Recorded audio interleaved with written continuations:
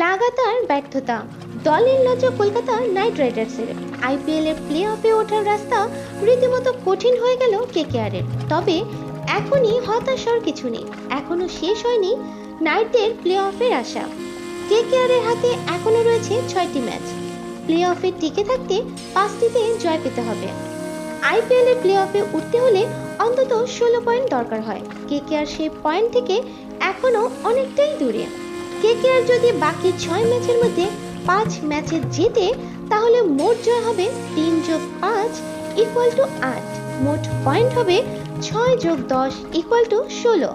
16 point পেলেও শীর্ষ 4-এ স্থান নিশ্চিত করার ভালো সুযোগ থাকবে কেকেআরের। এখনো পর্যন্ত এবারের আইপিএলে 8 ম্যাচের মধ্যে 5টি হার, 3টি জয়।